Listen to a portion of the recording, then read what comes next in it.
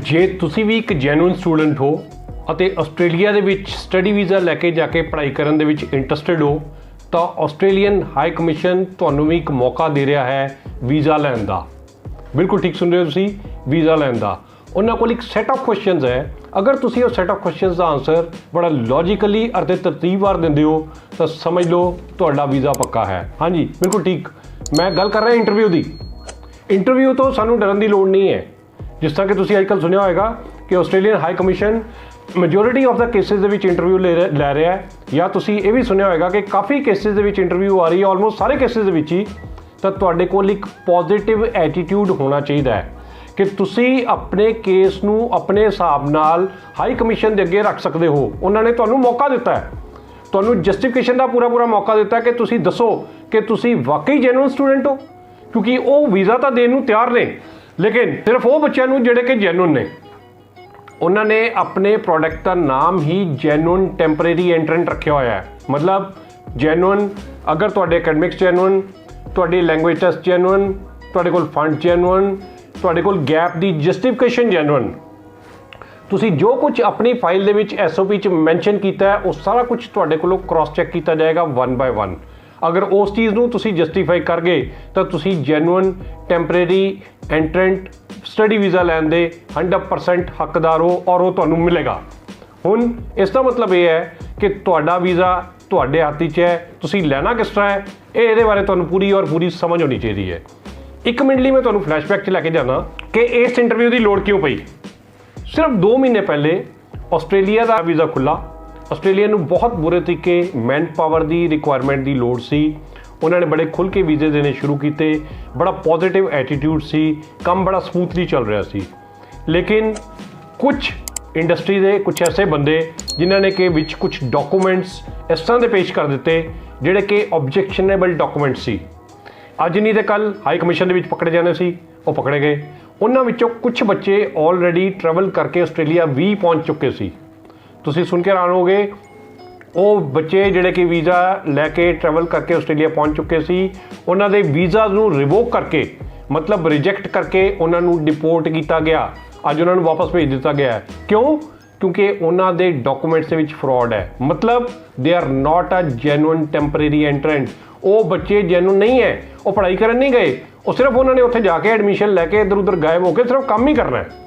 ਜਦ ਕਿ Australia government ਕਹਿ ਰਹੀ ਹੈ ਸਾਡੇ ਕੋਲ ਆਓ, ਅਸੀਂ ਤੁਹਾਨੂੰ ਮੌਕਾ ਦੇਵਾਂਗੇ ਪੜ੍ਹਨ ਦਾ, ਤੁਹਾਨੂੰ ਅਸੀਂ ਫੁੱਲ ਟਾਈਮ ਕੰਮ ਕਰਨ ਦਾ ਵੀ ਮੌਕਾ ਦੇ ਰਹੇ ਹਾਂ। ਬਾਅਦ ਦੇ ਵਿੱਚ ਨੋਰਮਸ ਨੂੰ ਕੁਆਲੀਫਾਈ ਕਰੋ ਤੇ PR ਲੈ ਕੇ ਤੁਸੀਂ ਇੱਥੇ ਸੈਟਲ ਵੀ ਹੋ ਸਕਦੇ ਹੋ। ਹੁਣ ਇਹ ਗੱਲ ਦੱਸੋ, ਇੰਨੇ ਬੈਨੀਫਿਟਸ ਜੇ ਆਪਾਂ ਨੂੰ ਮਿਲ ਰਹੇ ਹੋਣ ਔਰ ਇੱਕ ਕੰਟਰੀ ਦੀ ਗੌਰਮੈਂਟ ਸਾਨੂੰ ਕਹੇ ਕਿ ਯਾਰ ਤੁਸੀਂ ਸਿਰਫ ਜੈਨੂਇਨ ਰਹਿਣਾ ਹੈ, ਬਾਕੀ ਸਾਰਾ ਕੰਮ ਸਾਡੇ ਤੇ ਛੱਡ ਦਿਓ, ਬਾਕੀ ਅਸੀਂ ਤੁਹਾਨੂੰ ਸਾਰਾ ਕੁਝ ਪ੍ਰੋਵਾਈਡ ਕਰਾਂਗੇ।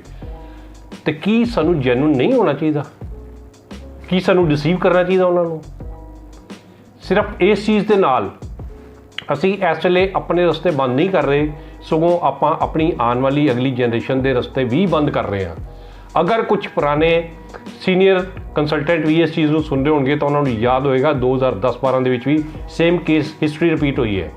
ਉਦੋਂ ਵੀ ਆਸਟ੍ਰੇਲੀਆ ਦੇ ਹਰ ਕੇਸ ਦੇ ਵਿੱਚ ਇੰਟਰਵਿਊ ਆਉਂਦੀ ਸੀ, ਕਿਉਂਕਿ ਸਾਡੀ ਇਹ ਗਰਾਊਂਡ ਬਣ ਚੁੱਕੀ ਸੀ ਕਿ ਅਸੀਂ ਕੋਈ ਵੀ ਕੰਮ ਜੈਨੂਇਨ ਨਹੀਂ ਕਰ ਰਹੇ, ਜਦਕਿ ਉਹ ਸਾਨੂੰ ਉਦੋਂ ਵੀ ਵੀਜ਼ਾ ਦੇਣ ਨੂੰ ਤਿਆਰ ਸੀਗੇ। ਤੇ ਇਸ ਕਰਕੇ ਮੇਰੀ ਤੁਹਾਨੂੰ ਸਾਰਿਆਂ ਨੂੰ ਇਹ ਬੇਨਤੀ ਹੈ ਕਿ ਆਪਣੇ ਰਸਤੇ ਖੁਦ ਬੰਦ ਨਾ ਕਰੋ, ਆਪਣੇ ਰਸਤੇ ਖੋਲ੍ਹ ਕੇ ਰੱਖੋ, ਕਿਉਂਕਿ ਉੱਥੇ ਤੁਹਾਨੂੰ ਬਹੁਤ ਜ਼ਿਆਦਾ ਅੱਗੇ ਸਕਸੈਸ ਦੇ ਮੀਨਸ ਮਿਲਣਗੇ ਜੋ ਕਿ ਸ਼ਾਇਦ ਤੁਹਾਨੂੰ ਇੱਥੇ ਇਸ ਵੇਲੇ ਨਹੀਂ ਮਿਲ ਪਾ ਰਹੇ, ਜਾਂ ਜਿਨ੍ਹਾਂ ਲਈ ਤੁਸੀਂ ਕਾਫੀ ਜ਼ਿਆਦਾ ਸਟਰਗਲ ਕਰ ਰਹੇ ਹੋ। ਕੰਮ ਬੜਾ ਸਿੰਪਲ ਹੈ, ਤੁਸੀਂ ਕੋਈ ਖਾਸ ਚੀਜ਼ ਨਹੀਂ ਕਰਨੀ, ਉਹਨਾਂ ਨੇ ਵੀ ਕੁਝ ਨਹੀਂ ਕਰਨਾ। ਉਹਨਾਂ ਨੇ ਤੁਹਾਡੇ ਵੀਜ਼ਾ ਫਾਈਲ ਦੇ ਵਿੱਚੋਂ SOP ਦਾ ਡਾਕੂਮੈਂਟ ਨਿਕਾਲਣਾ ਹੈ। SOP ਦਾ ਡਾਕੂਮੈਂਟ ਕੀ ਹੈ? Statement of purpose. ਸਟੇਟਮੈਂਟ ਕਿਹਨੇ ਲਿਖੀ? ਤੁਸੀਂ ਲਿਖੀ ਜਾਂ ਕਿਸੇ ਕੋਲੋਂ ਲਿਖਵਾਈ, ਲੇਕਿਨ ਡਾਕੂਮੈਂਟ ਕਿਹਦਾ ਹੈ? ਤੁਹਾਡੇ ਕੇਸ ਦੇ ਬਾਰੇ। ਕਿਹਨੂੰ ਪਤਾ ਹੋਣਾ ਚਾਹੀਦਾ? ਤੁਹਾਨੂੰ। ਹਰ ਚੀਜ਼ ਦੇ ਉੱਪਰ ਸਾਈਨ ਕਿਹਦੇ ਹੈ? ਤੁਹਾਡੇ। ਉਹਨਾਂ ਨੇ ਤੁਹਾਡੀ ਹਰ ਚੀਜ਼ ਨੂੰ ਕਲੈਰੀਫਾਈ ਕਰਨਾ ਹੈ। ਕਿਸ ਤਰ੍ਹਾਂ? ਸਭ ਤੋਂ ਪਹਿਲੇ ਤੁਹਾਡਾ ਨਾਮ, ਤੁਹਾਡੇ ਫਾਦਰ ਸਾਹਿਬ ਦਾ ਨਾਮ, ਤੁਹਾਡਾ ਰੈਜ਼ੀਡੈਂਸ਼ੀਅਲ ਐਡਰੈਸ ਕੀ ਹੈ, ਤੁਹਾਡਾ ਪਾਸਪੋਰਟ ਨੰਬਰ, ਨਾਲ ਹੀ ਉਹਨਾਂ ਨੇ ਟੈਕਨੀਕਲ ਗਰਾਊਂਡਸ ਤੇ ਸਟਾਰਟ ਹੋ ਜਾਣਾ ਹੈ। ਟੈਕਨੀਕਲ ਗਰਾਊਂਡਸ ਮੀਨਸ ਸਭ ਤੋਂ ਪਹਿਲੇ ਆਸਟ੍ਰੇਲੀਆ ਕਿਉਂ? ਤੁਸੀਂ ਆਸਟ੍ਰੇਲੀਆ ਨੂੰ ਕਿਉਂ ਚੁਣ ਰਹੇ ਹੋ? ਤੁਸੀਂ ਕੈਨੇਡਾ ਦੇ ਵਿੱਚ ਜਾ ਕੇ ਸਟੱਡੀ ਕਰਨ ਦੇ ਵਿੱਚ ਇੰਟਰਸਟਿਡ ਕਿਉਂ ਨਹੀਂ? ਜਦਕਿ ਸੈਕੰਡ ਚੋਇਸ ਜਿਹੜੀ ਹੈ ਉਹ ਪੰਜਾਬੀਆਂ ਦੀ UK। ਤੁਸੀਂ UK ਕਿਉਂ ਨਹੀਂ ਜਾ ਰਹੇ? ਤੁਸੀਂ ਆਸਟ੍ਰੇਲੀਆ ਹੀ ਕਿਉਂ ਆ ਰਹੇ ਹੋ? ਇਹ ਫਿਰ ਉਹੀ ਚੀਜ਼ਾਂ ਰਿਪੀਟ ਮੈਂ ਕਰ ਰਿਹਾ ਜਿਹੜੀਆਂ ਕਿ ਮੈਂ ਆਪਣੇ ਲਾਸਟ ਵੀਡੀਓਜ਼ ਦੇ ਵਿੱਚ ਕੀਤੀਆਂ ਸੀਗੀਆਂ। ਸਟੇਟਮੈਂਟ ਆਫ ਪਰਪਸ ਦੇ ਵਾਸਤੇ, ਉਹ ਸਾਰੀਆਂ ਚੀਜ਼ਾਂ ਇੱਥੇ ਇੰਟਰਲਿੰਕ ਹੋਣਗੀਆਂ। ਤੁਹਾਨੂੰ ਮੈਂ ਇੱਥੇ ਬਰੀਫ ਕਰ ਦਿੰਦਾ। ਵੈਸੇ ਥੱਲੇ ਡਿਸਕ੍ਰਿਪਸ਼ਨ 'ਚ ਜਾ ਕੇ ਮੈਂ ਲਿੰਕ ਵੀ ਪਾ ਦਾਂਗਾ, ਜਿਹਦੇ ਨਾਲ ਤੁਹਾਨੂੰ ਕਾਫੀ ਜ਼ਿਆਦਾ ਸਪੋਰਟ ਹੋ ਜਾਏਗੀ। ਤੁਹਾਨੂੰ ਇਹ ਸਮਝਣ 'ਚ ਬੜੀ ਆਸਾਨੀ ਹੋਏਗੀ ਕਿ ਇਹਦੇ ਵਿੱਚ ਆਪਾਂ ਕਿਹੜੀਆਂ ਚੀਜ਼ਾਂ ਡਿਸਕਸ ਕਰਨੀਆਂ ਨੇ। ਇਨ ਸ਼ਾਰਟ, ਤੁਹਾਨੂੰ ਸਭ ਤੋਂ ਜ਼ਿਆਦਾ ਮੈਕਸਿਮਮ ਰਿਸਰਚ ਕਰਨੀ ਪਏਗੀ why Australia. Second, why that particular area. ਤੁਸੀਂ ਇੱਕ ਪਾਰਟੀਕੂਲਰ ਸਟੇਟ ਦੇ ਵਿੱਚ ਹੀ ਕਿਉਂ ਜਾ ਰਹੇ ਹੋ? ਤੁਸੀਂ ਇੱਕ ਪਾਰਟੀਕੂਲਰ ਸਿਟੀ ਦੇ ਵਿੱਚ ਹੀ ਕਿਉਂ ਜਾ ਰਹੇ ਹੋ? ਬਾਕੀ ਦੇ ਏਰੀਆਜ਼ ਤੁਸੀਂ ਕਿਉਂ ਛੱਡੇ? ਇੱਕ ਪਾਰਟੀਕੂਲਰ ਯੂਨੀਵਰਸਿਟੀ ਕਿਉਂ ਚੁਣੀ? ਤੁਸੀਂ ਉਹ ਸਬਜੈਕਟ ਕਿਉਂ ਚੁਣਿਆ? ਤੁਸੀਂ ਉਸ ਸਬਜੈਕਟ ਨੂੰ ਆਪਣੇ ਕੰਟਰੀ ਦੇ ਵਿੱਚ ਵੀ ਪੜ੍ਹ ਸਕਦੇ ਸੀ, ਤੁਸੀਂ ਉਹਨੂੰ ਇਗਨੋਰ ਕਰਕੇ ਇੱਥੇ ਕਿਉਂ ਆਏ ਸਾਡੇ ਕੋਲ, ਜਦ ਕਿ ਇੱਥੇ ਤੁਹਾਨੂੰ ਕਾਸਟ ਜ਼ਿਆਦਾ ਪਏਗੀ ਔਰ ਆਪਣੇ ਕੰਟਰੀ ਦੇ ਵਿੱਚ ਉਹਦੀ ਕਾਸਟ ਬਹੁਤ ਜ਼ਿਆਦਾ ਘੱਟ ਸੀ। ਤੁਹਾਨੂੰ ਪੋਜ਼ਿਟਿਵ ਦੱਸਣਾ ਪਏਗਾ ਕਿ ਸਰ ਉੱਥੇ ਸਾਡੇ ਕੋਲ ਪੋਪੂਲੇਸ਼ਨ ਜ਼ਿਆਦਾ ਹੈ, ਪੈਰਾਮੀਟਰਸ ਟਫ ਹੈ, qualifying rate is very very tough, ਹਰ ਬੱਚੇ ਨੂੰ ਐਡਮਿਸ਼ਨ ਦੇਣੀ ਕੰਟਰੀ ਦੇ ਲਈ ਪੋਸੀਬਲ ਨਹੀਂ ਹੈ। ਮੇਰੇ ਪੇਰੈਂਟਸ ਸਪੋਰਟ ਕਰਦੇ ਸੀ ਔਰ ਮੈਂ ਚਾਹੁੰਦਾ ਸੀ international exposure, that is why I opted your country. ਇਸ ਕਰਕੇ ਮੈਂ ਆਸਟ੍ਰੇਲੀਆ ਨੂੰ ਚੁਣਿਆ ਔਰ ਮੈਂ ਇੱਥੇ ਆਉਣਾ ਚਾਹੁੰਦਾ ਹਾਂ, ਮੈਨੂੰ ਪੜ੍ਹਨ ਦਾ ਮੌਕਾ ਦਿੱਤਾ ਜਾਏ, ਕਿਉਂਕਿ ਮੈਂ ਵਾਕਈ ਜੈਨੂਅਨ ਹਾਂ। ਤੁਹਾਨੂੰ ਇਹ ਕਹਿਣ ਤੋਂ ਜ਼ਿਆਦਾ ਸ਼ੋਅ ਕਰਨਾ ਪਏਗਾ, ਪ੍ਰੂਵ ਕਰਨਾ ਪਏਗਾ ਡਾਕੂਮੈਂਟਸ ਦੇ ਥਰੂ। ਔਰ ਜਦੋਂ ਤੁਸੀਂ ਇਹ ਸਾਰਾ ਕੁਝ ਕਰ ਲੋਗੇ, ਤੁਹਾਨੂੰ ਫੰਡਸ ਦੇ ਬਾਰੇ ਇੱਕ ਇੱਕ ਚੀਜ਼ ਉੱਥੇ ਪੁੱਛੀ ਜਾਏਗੀ, ਜਦ ਕਿ ਤੁਸੀਂ GTE ਆਲਰੇਡੀ ਕਲੀਅਰ ਕਰ ਚੁੱਕੇ ਹੋਏ ਹੋ। ਜਦੋਂ ਇੰਟਰਵਿਊ ਆਏਗੀ ਤੁਹਾਡਾ ਸਾਰਾ ਕੁਝ ਕਲੀਅਰ ਹੋ ਚੁੱਕਾ ਹੋਏਗਾ, ਫਾਈਲ ਤੁਹਾਡੀ ਐਮਬੈਸੀ ਦੇ ਵਿੱਚ ਲੌਜ ਹੋਏਗੀ।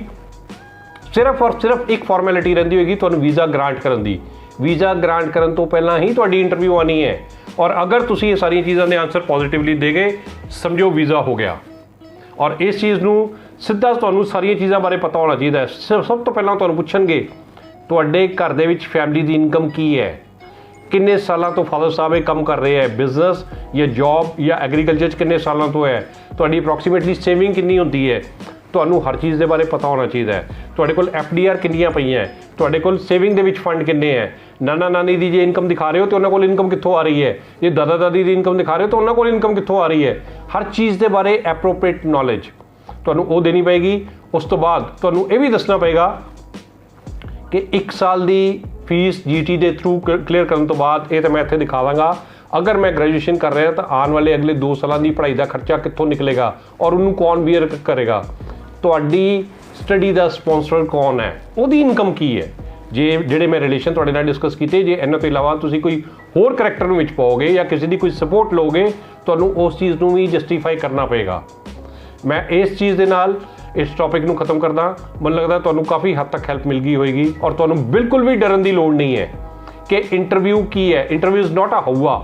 ਇੰਟਰਵਿਊ ਸਿਰਫ ਤੁਹਾਡੇ ਬਾਰੇ ਹੈ, ਤੁਹਾਡੇ ਬਾਰੇ ਹੈ, ਉਹਨਾਂ ਚੀਜ਼ਾਂ ਬਾਰੇ ਹੈ ਜੋ ਤੁਸੀਂ ਆਪਟ ਕੀਤੀਆਂ ਜਾਂ ਜੋ ਤੁਸੀਂ ਆਪਣੇ ਹਿਸਾਬ ਦੇ ਨਾਲ ਚੁਣੀਆਂ। ਇਸ ਕਰਕੇ ਇਸ ਚੀਜ਼ ਨੂੰ ਬਿਲਕੁਲ ਨੈਗੇਟਿਵ ਨਾ ਲੈਣਾ ਔਰ ਇਸ ਚੀਜ਼ ਨੂੰ ਬਿਲਕੁਲ ਪੋਜ਼ਿਟਿਵ ਲੈ ਕੇ ਚੱਲੋ ਔਰ ਇਹਨਾਂ ਗੱਲਾਂ ਤੇ ਬਿਲਕੁਲ ਵਿਸ਼ਵਾਸ ਨਾ ਕਰਨਾ ਕਿ ਜੀ ਪੰਜਾਬ ਤੇ ਹਰਿਆਣਾ ਦੇ ਅੱਜ ਕੱਲ੍ਹ ਆਸਟ੍ਰੇਲੀਆ ਵੀਜ਼ਾ ਨਹੀਂ ਦੇ ਰਿਹਾ। ਇੱਦਾਂ ਦਾ ਕੁਝ ਵੀ ਨਹੀਂ ਹੈ। ਕਿਸੇ ਵੀ ਆਸਟ੍ਰੇਲੀਆ ਹਾਈ ਕਮਿਸ਼ਨ ਦੀ ਸਾਈਟ ਦੇ ਉੱਪਰ ਇਹ ਚੀਜ਼ਾਂ ਮੈਂਸ਼ਨ ਨਹੀਂ ਹੈ। ਅੱਜ ਵੀ ਵੀਜ਼ਾਜ਼ ਆ ਰਹੇ ਹੈ, ਪੋਜ਼ਿਟਿਵਲੀ ਵੀਜ਼ਾਜ਼ ਆ ਰਹੇ ਹੈ।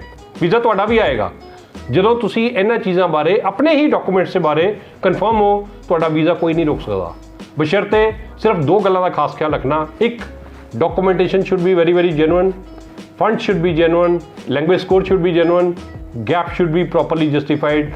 ਸਮਝੋ ਤੁਹਾਡਾ ਵੀਜ਼ਾ ਤੁਹਾਡੇ ਹੱਥ ਵਿੱਚ। Thank you very much and all the best. Description ਦੇ ਵਿੱਚ SOP ਦਾ ਮੈਂ ਲਿੰਕ ਪਾ ਦਾਂਗਾ, ਉਹਨੂੰ ਨਾਲ ਸਟੱਡੀ ਕਰਨਾ ਤੇ ਕੰਪੈਰੀਟਿਵ ਸਟੱਡੀ ਕਰਕੇ ਆਪਣੀ ਇੰਟਰਵਿਊ ਦੀ ਤਿਆਰੀ ਕਰਨਾ। ਆਲ ਦਾ ਬੈਸਟ। ਥੈਂਕ ਯੂ ਜੀ, ਥੈਂਕ ਯੂ ਵੈਰੀ ਮਚ।